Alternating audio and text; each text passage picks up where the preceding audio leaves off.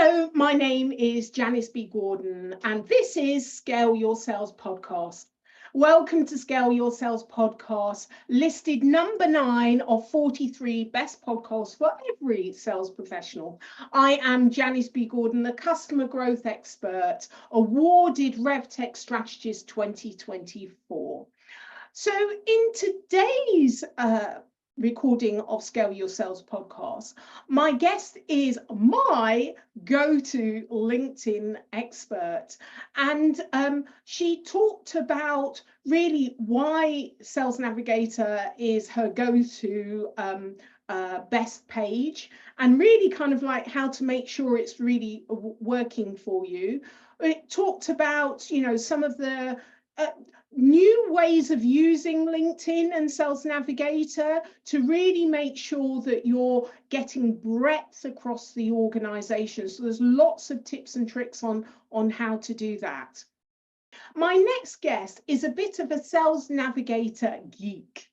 She trains salespeople on LinkedIn, but she's also founder of the done-for-you LinkedIn marketing agency called Pitch 121.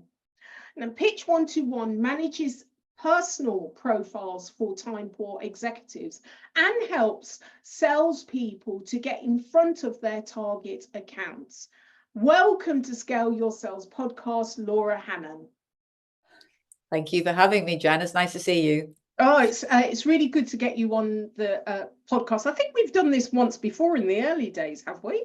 Yeah, too long ago. Yeah, I know. It's like that. This is nearly up to the 5th year anniversary. So I'm sure it's probably in year 1 or 2 or so. So it's about time because so much has happened. Now, Laura is my LinkedIn go-to expert, and there's so many changes on LinkedIn just in the last year, really. And so I really wanted to get Laura back on to help to educate us all on what we really need to be doing. So my first question, what's your favorite feature on LinkedIn or Sales Navigator? The homepage is my favorite feature, but not the homepage on linkedin.com. I actually rarely go there, even though when you log into LinkedIn and you go onto the homepage, you're there and you're in your feed. I mean, how many times do you go to LinkedIn going, I'm just going to do this, and then you end up sucked into that. So I avoid that, and I go straight to my Sales Navigator homepage, because on there you've got everything for all of the alerts, that anything that any lead or any account that you've saved in. So as long as you've got a really tight Sales Navigator, that is, you haven't got thousands of people or accounts that you've saved and it's kind of out of date. That often happens. As long as it's tight and everybody and every account that you're actually wanting to sell to, or you're in the middle of a sales process, is in there, then it just gives you for me, it's a LinkedIn to-do list. If I'm going to spend 10 minutes on LinkedIn, that homepage is where I'm going to get the most value from my activity. So that's my favorite feature. So already I know where I'm going wrong. We're not even 5 minutes in. So, thank you for that. It's like I've got to rush off and do some work now, you know, because I'm sure I've got loads of things that are out of date on my Sales Navigator. Well, you know, if you have, here's a really quick tip. In the filters, you've got a filter for all my saved leads. So you can go and look at all your saved leads. So you go to lead filters at the top. In the filter on the left-hand side, all my saved leads, and you see them all there. And then you have a really cool exclusion filter where you can exclude people who are on a lead list. So if you know that you've got some lead lists that are good and they're current, then you can exclude those, and then everybody else that's on that search are probably surplus. And it is a 1 page by 1 page, but it doesn't take as long as you think. So if you have 1,000 people that are not in that lead list, but they're saved in your Sales Nav, you just click, select all, 25, delete, next page, 25, delete. It'll take you about 10 minutes, but using those filters will help you to organize who you want to keep and who you want to get rid of. Excellent. Okay, thank you for that. That's all right. This is why Laura is my go-to LinkedIn expert. Just get straight to do this, Janice. You know? Sorry. So So tell me about, you know, kind of like one aspect of your business that, you know, you've helped a revenue generating operation do this, and this is quite typical of the things that you do, because I'm particularly thinking about brand awareness. You know, companies are doing things, but it's not really connected, and people don't really know what they do and what they do it for. Is it relevant to me? So, you know, like there's just stuff out there, but it's not really connected. So I know that this is one aspect of your business. Yeah. Well, sales, I really, you know, coming from a sales background myself, I really have a lot of sympathy for salespeople who are, you've got a really uphill battle if people don't know your company. In fact, I speak to salespeople and maybe they used to work for American Express and they could open doors, and now they're working for another big company, but nobody's heard of them in their particular industry. And it's a real shock when that happens to you. You know, I've actually often sold brands that are not well known, and then when I worked for a brand that was in the papers, suddenly, you know, doors open and it's like magic. So it's getting your brand known is really tough, because a lot of companies don't have big brand dollars to be advertising around the world. You know, we don't all work for an American Express that everybody's ever heard of. I don't know why I'm talking about American Express. It's just, anyway, an example. And the other thing I think is really challenging for salespeople is sometimes they're the ones that are most active on LinkedIn, and they're connecting to people, spending a lot of time, perhaps, maybe doing account research, being really specific, you know, taking the effort to try to get connected to people, and they're just getting those connections declined. There is that default of, I'm going to decline everybody unless you're standing out, just because of the high volume of stuff that's coming out through LinkedIn at the moment. And so looking at those two things, if you have leaders in your business that can connect to the peers that you're trying to sell to, you're going to make your job a bit easier, because peers will connect to peers more readily. So if you're selling to a CTO and your CTO is connecting, your CTO is going to have a better chance than you are as a salesperson, as much as you might elevate your profile. That's just the world, unfortunately, that we live in as salespeople. And so being a bit strategic about how you get into your target company by leveraging your CTOs, just to use an example, if you're American Express, maybe it's your CFO profile, but connecting peer to peer works really well. The other thing that works well is finding the people who are more active on LinkedIn, even if they're not really your decision maker, and then finding these pathways in. So you'll see on Sales Navigator, you've got connections in as a whole filter. And what they've really improved with on Sales Navigator is recommended leads, because a lot of those are people you've worked with at another company, and they've actually got a filter for ex-colleagues now as well. So if everybody in your organization finds the easiest way into a target account, whether that's peer-to-peer, common ground, whatever, you can sort of leapfrog your way into an account before you start trying to connect salesperson to decision maker.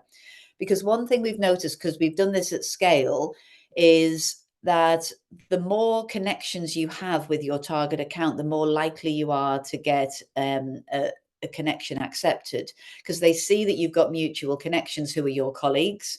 And we've seen these incredible results where if you've got somebody in your organization that's connected to your decision maker, and then a salesperson goes next, we've seen like a double in connection acceptance rates. It's a bit of a phenomenon, and we thought it would help a bit, but in some cases it's massive, the difference it makes. So to sum it up, get an easy path in, get connected to their colleagues, then you get your colleagues connected to the decision makers, and you're more likely to be able to get connected to your decision maker. Just takes a bit of organization, that's all, which is where we come in. And I can see it from the buyer's or the customer's point of view. When they're looking, think, oh, this person's one of us. you know, they're already connected in. So, you know, they're not a spammer, you know, they're not going to sell us anything, you know, they don't want anything from me. It's just they're already connected into our organization. So, you know, what's the harm? Yeah, I absolutely get it. Yeah, yeah. And the brand awareness piece is because you haven't got advertising everywhere, then being really targeted. If you're in a situation where you're selling to enterprise businesses and you actually don't need a huge number of enterprise businesses in order to hit your target, then just being a little bit more careful about those companies that you're going to, rather than going for everybody, getting more deeply into one target company is better than having one person in loads of companies. Because what happens when you've got multiple connections in common, if your colleagues are liking your post and your colleagues are connected to those decision makers, then your posts start coming up in their feed. If you ever look at your home, I say I don't go onto the homepage of LinkedIn.com, but if you ever look at that and you see which posts come up, it's not just first degree connections posts. It's first degree connections who also have another first degree connection that's liked it or commented on it. So if you engineer it that your colleagues are connected and then your colleagues like your post's going to come up in their feed. So you're creating a bit of a targeted awareness within that target account. Am I Right. making sense? Absolutely, absolutely.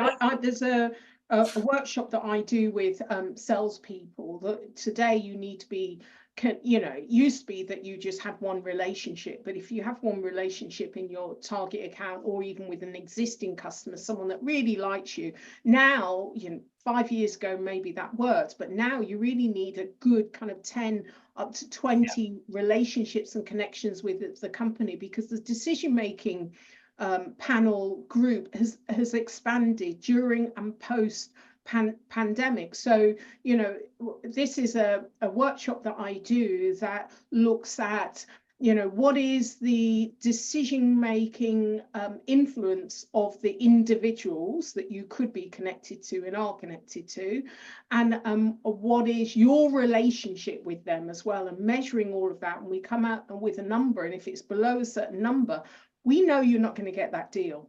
Yeah. You're just not going to get the deal. So actually what you're talking about, this is the way that you can connect across an organization and increase the chances that, you know, you're going to be able to win the deal. Yeah, yeah, exactly. We call it cross connecting. So you've got more. We're thinking about it from a sales perspective, getting connected to lots of stakeholders, and I think the extra step is you get your stakeholders in your organization connected to lots of stakeholders, and that's really smart, and that's what most companies aren't doing right now. Yeah, yeah. So what's the difference to that on LinkedIn than kind of a strategic account management? So you're strategically marketing to particular accounts. Well, what would be the difference? Is this just the method of one of the methods of doing that? Yeah, it is, and it is particularly effective with ABM and that kind of strategic approach. I think when you've created your account plan, there's like an extension of that account plan. So you understand your value proposition, how you're going to address their pain points, and the next step from that is using their words back to them. So you might think, oh, if I got in front of them, I will be able to dig into those pain points and sell to them based on my account plan. But you can then extend your account plan to be posting about the things that you know are going to catch their eye. And then not just the topic, but also using their words back to them. So if I'm selling brand awareness, which is one of the things that, you know, we call it targeted brand awareness, but I look at their marketers' LinkedIn profiles and they talk about brand recall or visibility, you know, product marketing or visibility. You know, there's always variations of the words, and so I'm very diligent to look at the topics that the target account would be interested in, but the words that they're using, so that when you go out with your LinkedIn posts, it's going to catch their eye more.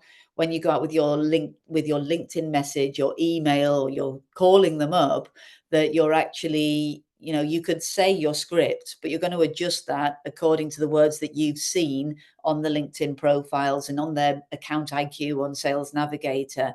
And I think that's where it starts getting really smart, connecting the account plan to the, what you're going to do off the back of that account plan.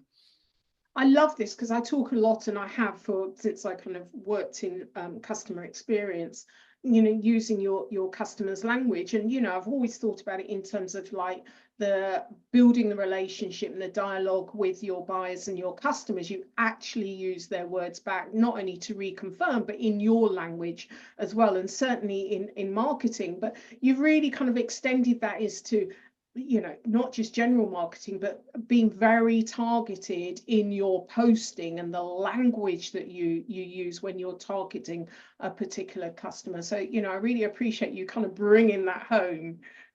Yeah. And I think that when it comes to ABM, you think of LinkedIn from a paid media perspective. The marketing will have created content that be very relevant for that particular organization, and they're targeting adverts to them. But actually, as salespeople, we're kind of our own mini marketing team, aren't we? And we need to be reflecting that with our comments, our inbox messages, as well as our posts. And it's really, if salespeople aren't posting on LinkedIn, they're not really leveraging that, work that you might be doing in the background. And I think the most underused activity that I'm seeing is comments. Being able to add value through comments. Comments will get you more people viewing your profile than a post will, for sure. As long as you're, doing good comments, that is, you've got a good headline. And the other thing that I'm seeing is missing, it's part of this journey, is that LinkedIn now allows you to put web links on your profile much more than they used to. And I survey profiles all the time. In fact, I was just doing that this morning, looking at 60 different profiles and how many have 0 web links. It's about 3/4 of the people whose profiles I view have no links to the website whatsoever.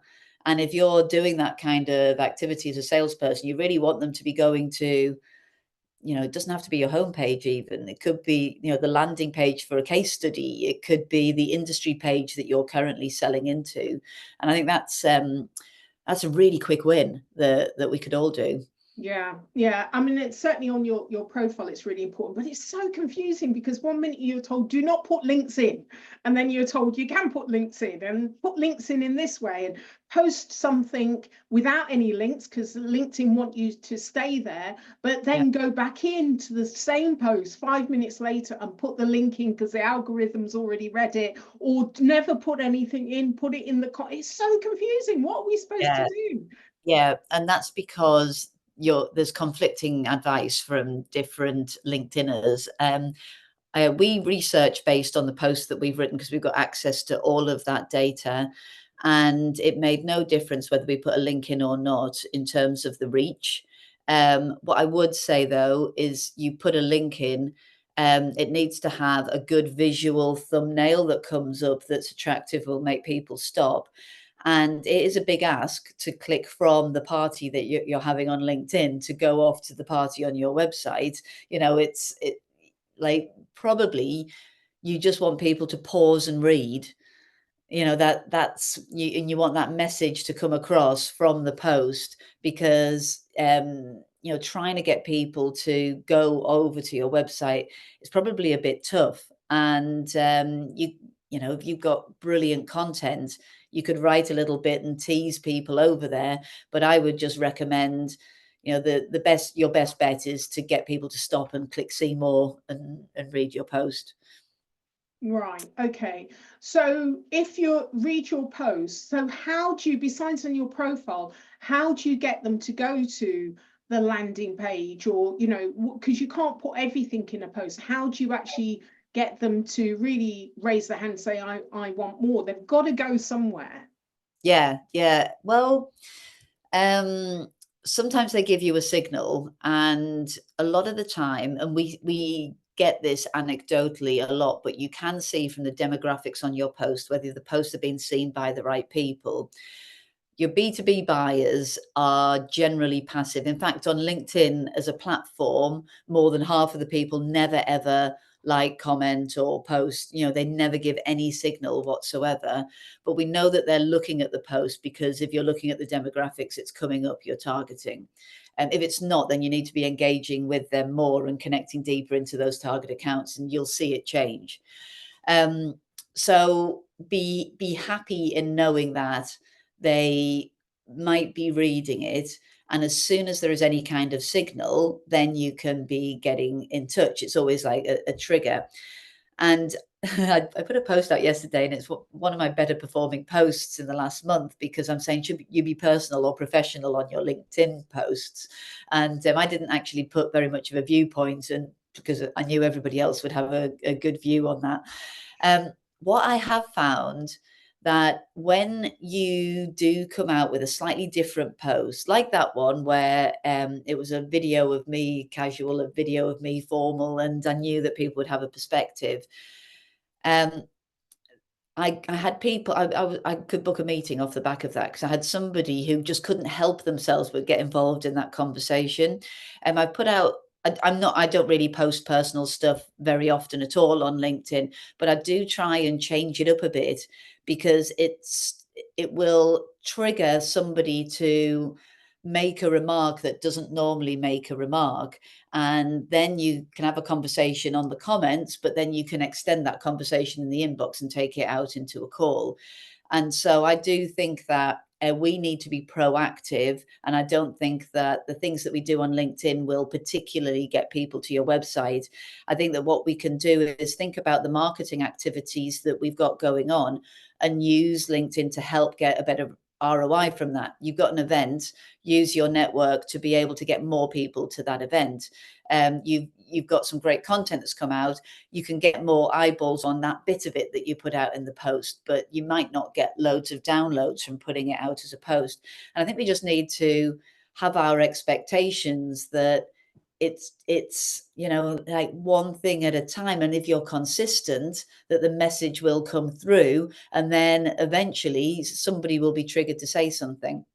Right. But people don't say anything about their business. If you say, what's your business doing about that, they won't say it.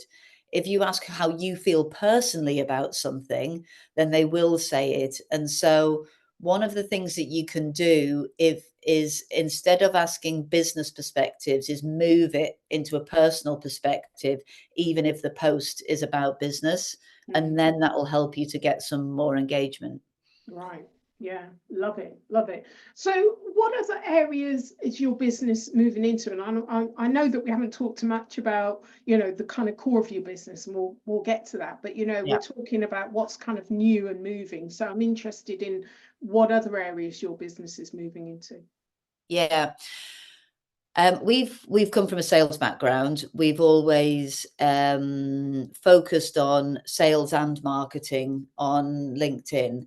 And for the last couple of years or so, we've been managing senior exec profiles in order to deliver that targeted brand awareness, so that the companies that we work for get known for the things that they want to get known for, which is to support sales. And because we've discovered that the first degree connections of the senior execs will more readily connect with salespeople, we've been connecting that back into sales, which very often a brand marketing campaign doesn't do. And we would, there's Team Link on Sales Navigator. So we'd say to the salespeople, have a look on Team Link. You've got all of these first degree connections with your senior execs. These people are more aware of your company, and they've already shown that they will engage on LinkedIn. So if you're getting in touch with anybody from that target company on LinkedIn, these are your priority people. And the problem that we find is that particularly salespeople that are doing 360 selling, that, you've got open opportunities, you're really sort of following that sort of connecting to those first degree connections of your senior execs and starting that lead gen really part of it can sometimes just get left to the end of the day. And lots of salespeople have Sales Navigator. They're using it for a directory, maybe sending out in-mails, but really not putting that, volume through that it's capable of. And so what we're trying to do is help salespeople who have Sales Navigator to just get connected to some of those first degree connections.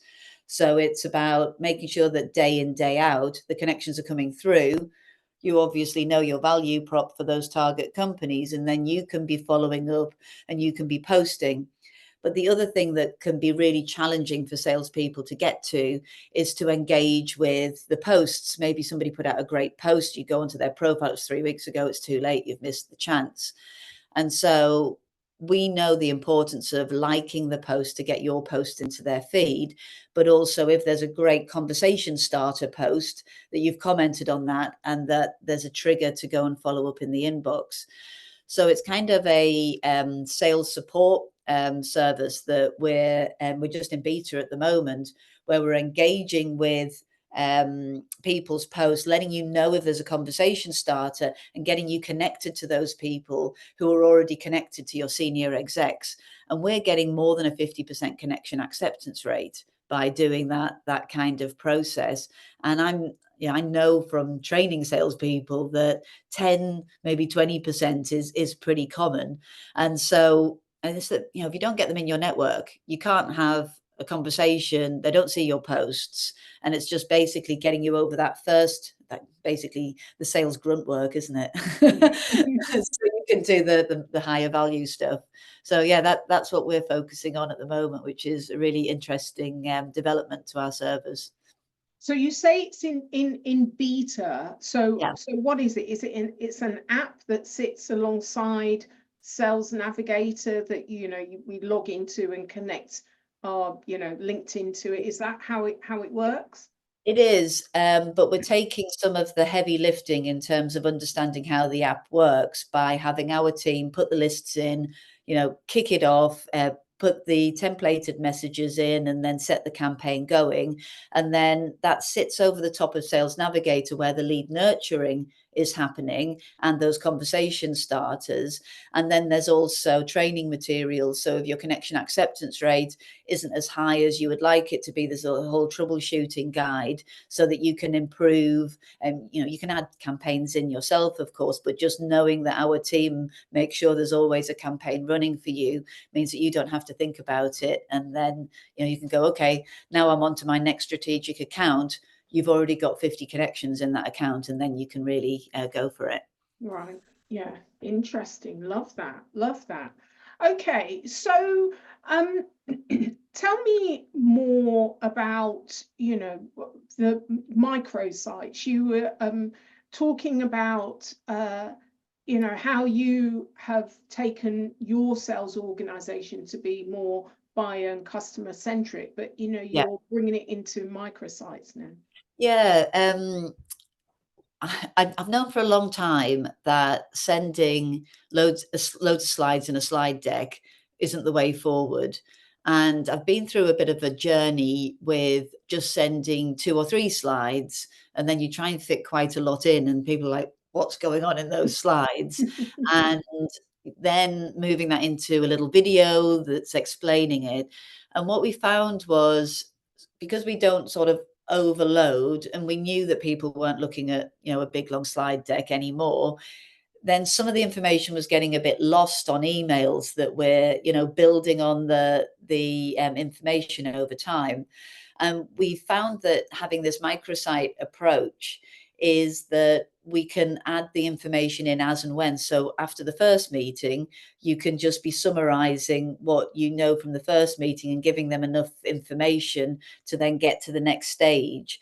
And there'll be different decision makers that are interested in different things. So we might have a page about how does our service support sales, and then we might have another page in how, and again, it's using their language. If they've said increasing brand recall, then that's what the page is called, even though it might be similar material to something that's called something else. And I think there's a few different programs around. We're using Haybase, which I found on AppSumo, which is a brilliant place to discover new technologies that are they're beyond beta, but they're clearly going in for the next investment round, because you get really good value. You get like lifetime access to stuff. I absolutely love AppSumo for my apps.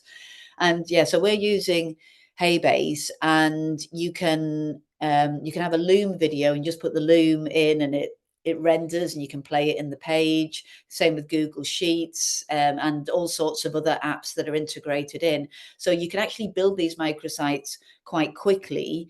You can have templates, so you've got the common things and then be adding the specifics in. And you've got tracking. There's a bit of a challenge with the tracking, because smart links I love on Sales Navigator, because anybody can look at it and you know who it is. Whereas this is that would have to put their email address in for you to know who it is. But I did find that people weren't looking at my smart links that much. And we've had better, sort of engagement on our proposals since we've been doing these microsites. So anyway, it's still relatively new for us, but it definitely feels like the right direction. But I'm all over. Like, we've got another AI tool for sales coaching as well, which I really love, and it's dead simple, but it's given us a few insights. And so yeah, I love a shiny new thing, and I'm looking at a new one today, which is like a quiz one, so that when I'm training, I can keep people engaged, stuff like that. So yeah, love it. Okay, so I'm interested in, when you're not switched on to pitch one-to-one, what do you do that other people don't know you for in your off time? What's the thing that, really kind of, what's your thing? I don't know whether I have any secret. I'm not that, I don't think anybody would be that curious. I'm a little bit of a workaholic. I'm ashamed to say. I love the idea of a 4-day week. I love the idea of free time, so that your mind can think of new things. But I think it's like in me to be a bit of a workaholic. Like, if I go to the park, it's with my laptop. And I actually wrote down my reward for, hitting my main goals for the week is to go to the park and read a fiction book. Like, that's like a real treat. But I absolutely love dogs. I love dogs. That's not a secret. But my favorite part of the day is making time when my husband comes home to walk the dog, and it's a catch up on the day. That makes me sound really boring. I obviously love going to festivals, and I love lots of different types of music, but I'm from a rock music. My mum always said, my mum always said I was born in the wrong decade. That I should have been born in the 60s and 70s, because I love those eras. But I think that's lovely, like kind of keeping it simple, that your favorite part of the day is down tooling, going out, walking the dog with your husband, and just catching up, taking a breath. And I think that's wonderful, because it's something you can do every day. It should be, something that's like, when I'm, 80, I'm going to do whatever it might be. Actually, this is just something that you do every day that you look forward to. So I think that's wonderful. Yeah, thank you. And when I go out networking, you always think, oh, I'd actually rather sit on the sofa, and then you go out, and I get such a buzz from networking. And I think that, from the salespeople that I train, maybe the younger generation, I've been talking about LinkedIn being just like an online networking, and you talk to people in the same way as you do when you're networking, and realizing that actually, for a lot of people, it's not part of the sales thing that you do anymore. And I really think it's important. I'm reading a book at the moment called The Jelly Effect by Andy Bounds. I don't know whether you know it. But it's got some, if anybody's thinking, oh, maybe I should be doing networking, have a read of that book, and it helps you to do it in a much more organized way, and when you go in, you'll feel prepared for it. It's really good. I know we've met out networking, and I don't know, I skip home from it because you've had loads of great conversations, and it really gives you a lot of motivation, and also makes you feel less alone. And sales can be a bit lonely sometimes, can't it? Yeah, it can be very lonely. It does give you a boost. Okay, well, thank you so much for sharing all of your insights and knowledge. As usual, I'm going to literally, if I wasn't recording all day, I'd be scurrying off, kind of like listening to the recording, doing all these things before Laura slaps my wrist for not getting it done. So thank you so much for being a guest on a Scale Your Sales podcast, Laura. It's been an absolute pleasure, Laura. I love talking to you. Thank you. I love talking to you as well. Thanks, Janice. Bye. Bye.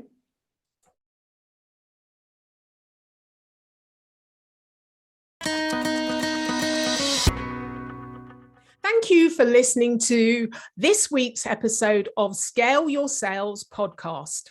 If you like this discussion, feel free to listen to other episodes or watch the captioned show on YouTube and subscribe to future episodes.